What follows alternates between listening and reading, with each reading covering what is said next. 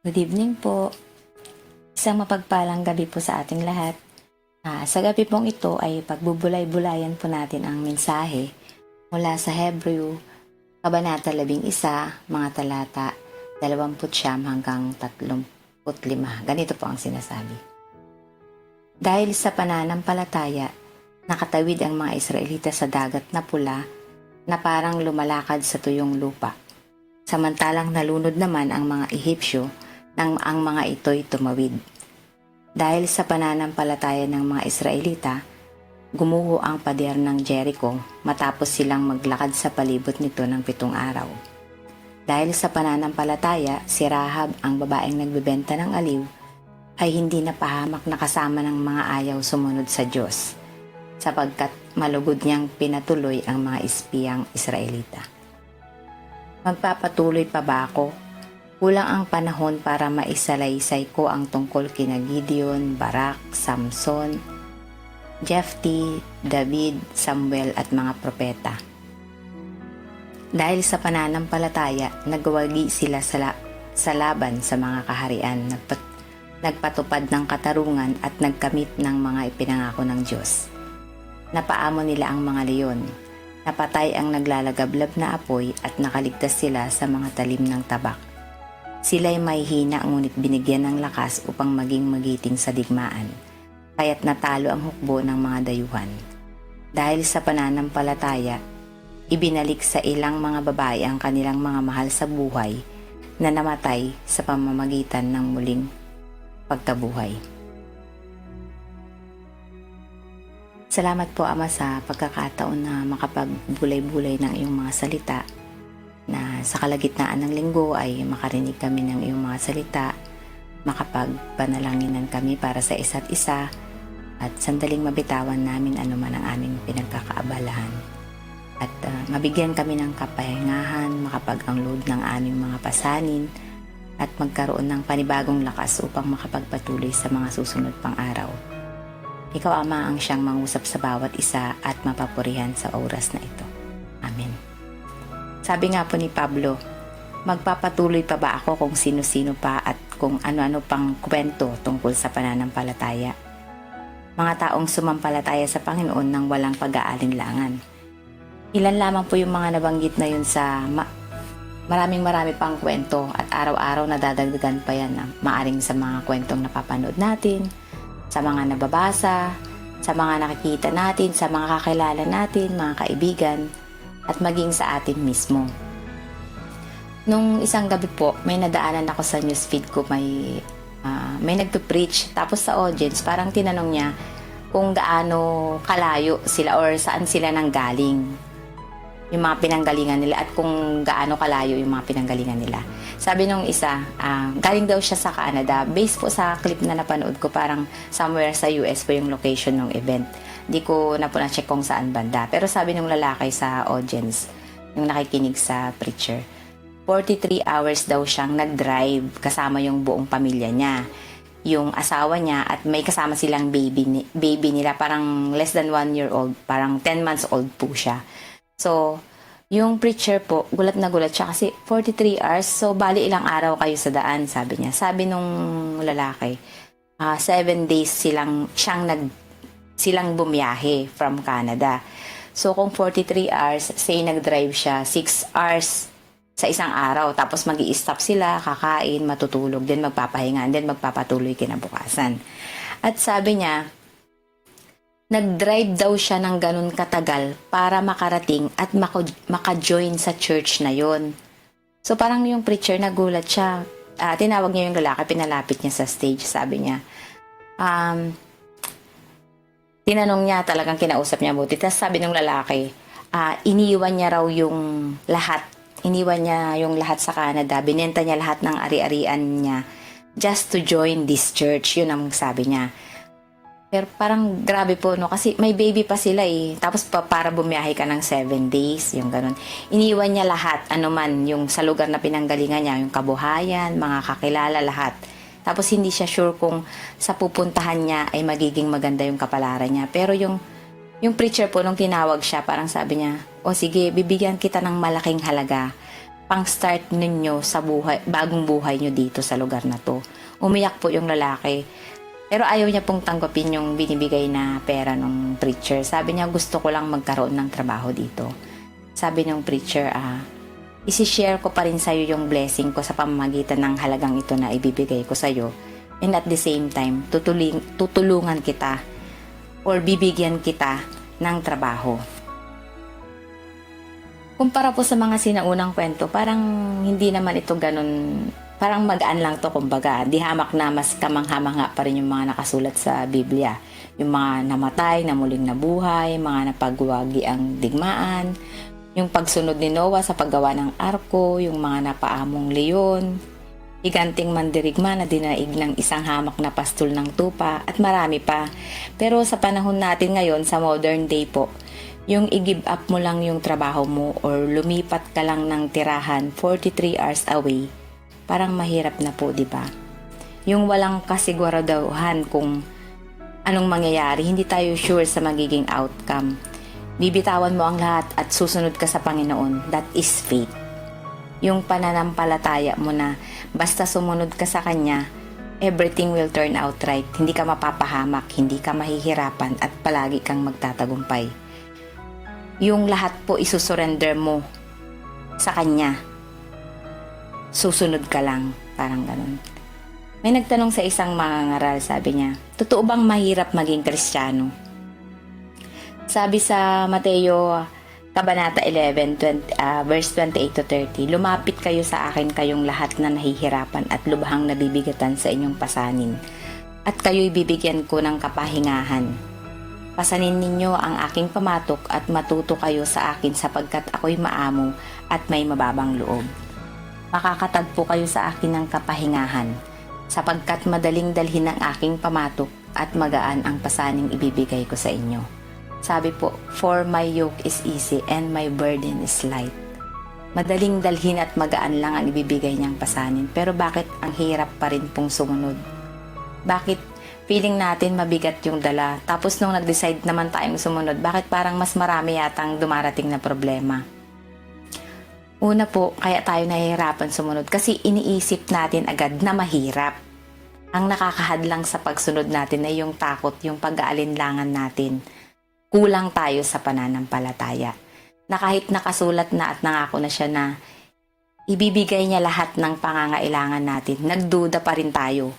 At nung sumunod naman tayo, doon naman maraming dumating na problema. Sabi nga po, hindi naman porke Kristiyano ka exempted ka na sa life lessons na hindi ka na magkakaroon ng problema.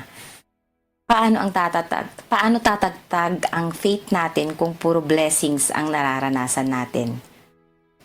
Pero kung yung blessing po natin tulad sa kanta, what if your blessings come through raindrops? What if your healings comes through tears? Nadadaan ka muna sa hirap at pagsubok. Sa word pa lang po na testimony, may test na, diba? Parang walang testimony kung walang test. Naalala ko tong story, yung isang mananampalatayang ex-con. Siguro nakikita nyo rin to, napapanood nyo rin. Punong-puno siya ng tattoo sa katawan niya, hindi niya maitatago kasi yung leeg niya puro tattoo din, pati sa pisngi niya merong konti. While preaching siya sa isang bilangguan, may nagtanong sa kanya about sa mga tattoo niya. Sabi niya, nakuha niya yung tattoo niya na yun nung mga panahong nasa kulungan siya at hindi pa nakakakilala sa Panginoon. Pero hindi niya raw yun pinagsisisihan kasi proof ito ng testimony niya. Nakikita niyo akong tumatayo sa harapan niyo na puno ng tattoo.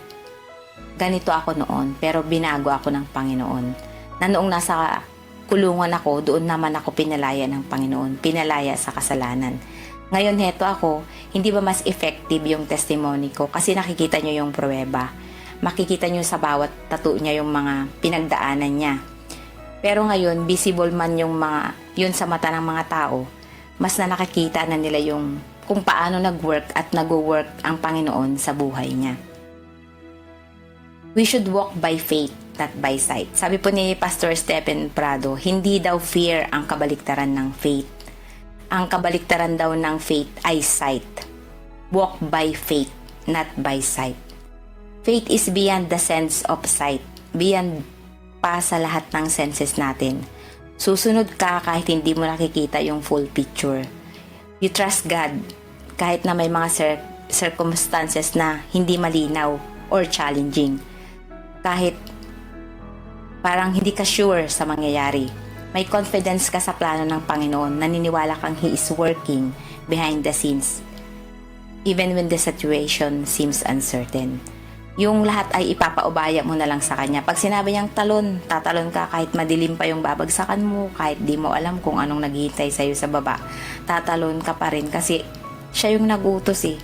Wala nang ifs, wala nang buts kasi sure ka na kikilos siya ayon sa kagustuhan niya at sure ka na yung kagustuhan niya yun ay hindi mo ikakapahamak. Parang gumaan po yung pakiramdam ko while ngayon or yung ginagawa ko to. Parang na-unload lahat ng dalahin ko. Before po kasi ako mag-ready dito sa message ko ngayon, medyo mabigat po yung pakiramdam ko.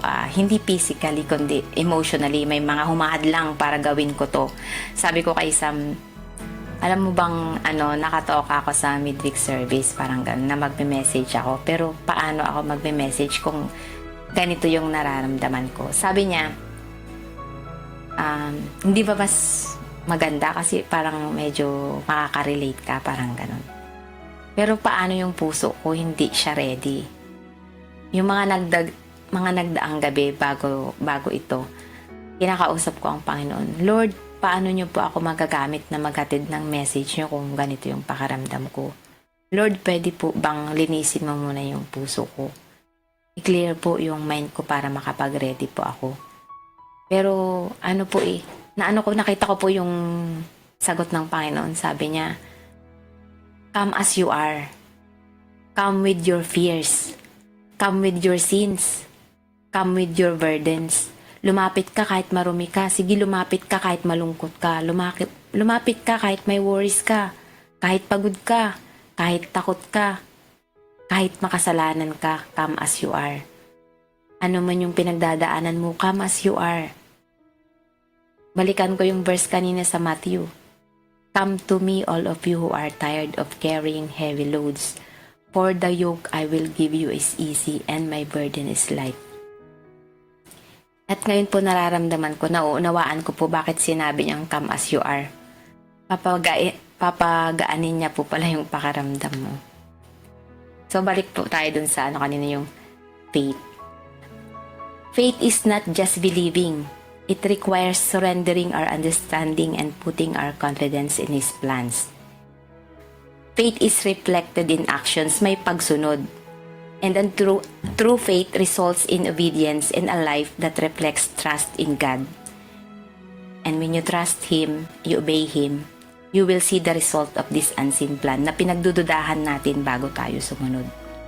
Katulad ng kwento ko kanina, medyo ibang senaryo nga lang. What if somebody tells you to travel 43 hours papunta sa isang bagong lugar na hindi mo pa napupuntahan, wala kang kakilala?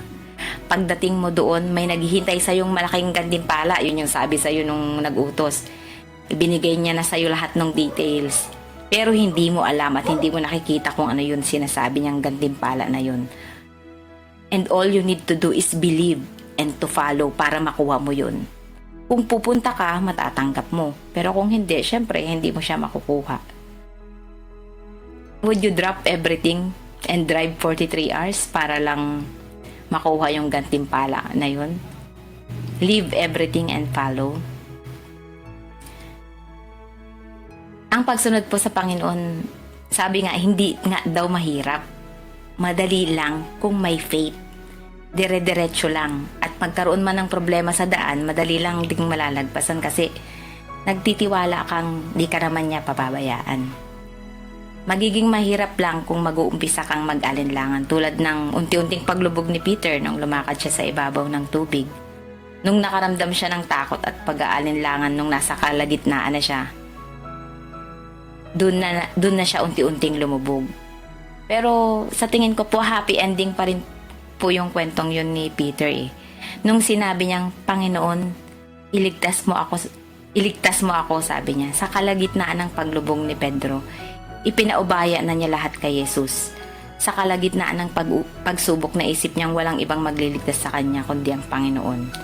Nakakahiya man po pero ito ang katotohanan. Ganito tayo palagi. Minsan nag-aalab yung pananampalataya. Malakas ang loob na lumakad sa ibabaw ng tubig. Pero pagdating sa kalagitnaan, manghihina, mag-aalinlangan at pagpapalubog na sa katatawag sa Panginoon. Panginoon, tulungan niyo po ako, di ko na kaya. At si Lord, palaging to the rescue lang. Papagalitan ka lang niya, sasabihin niya, bakit ang liit ng pananampalataya mo? Bakit nakalimutan niyo mo yung mga pangako ko? Pero habang sinasabi niya yun, nakaabot yung kamay niya sa'yo. Kinukuha ka niya sa pagkakalugmok mo, ingaahon ka niya sa pagkakalubog mo sa tubig. At paulit-ulit po yun na nangyayari. Patunay po na yung faithfulness ng Panginoon na hindi matatawaran. Lumiit man o lumaki man yung pananampalataya natin, yung sa Kanya hindi nagbabago. Nakafix na, hindi natitinag. Napaka-faithful niya po sa Kanyang promises. And God is true to His word and maintains His covenant with us, His people. We can trust Him completely kasi hindi naman siya nagbabago. He always fulfills His promises regardless of circumstances. Napaka-worthy ng eternal trust no matter how unlikely His promises seem. So in return po, ano naman po yung kaya nating ibigay? Nakatumbas ng faithfulness niya sa Kanyang word. Ano naman po yung maibibigay natin? Are you willing to accept the test of faith to follow Jesus? Yun po yung iiwanan kong question sa ating lahat. Salamat Ama sa iyong mga salita. Salamat sa maraming pagkakataon na ibinibigay mo upang kami ay makapag-aral at matuto. Dalangin ko na hindi lang namin ito marinig, hindi lang namin ito narinig, kundi maisa pamuhay din namin. Tulungan mo kaming palaging maalala ang iyong mga pangako at matuto kaming sumunod, manalig sa mga yun. Patawarin niyo po kami sa mga pagkakataong tumatalikod kami sa iyo at nagkakaroon kami ng alinlangan sa iyong mga salita at kapangyarihan. At kadalasan po ay lumiliit ang aming pananampalataya. Sa aming paghiwa-walay, Ama, at sa pamamahinga ngayong gabi, dalangin ko ang iyong pagpapala sa bawat isa. Masumpungan namin ang kapahingahan ng katawan, maging ang aming mga isip at puso. May your grace and peace be with us, ano man ang gawin namin. Ito ang aming dalangin sa pangalan ni Jesus, na siyang aming tanging Panginoon at tagapagligtas. Amen. Good evening po.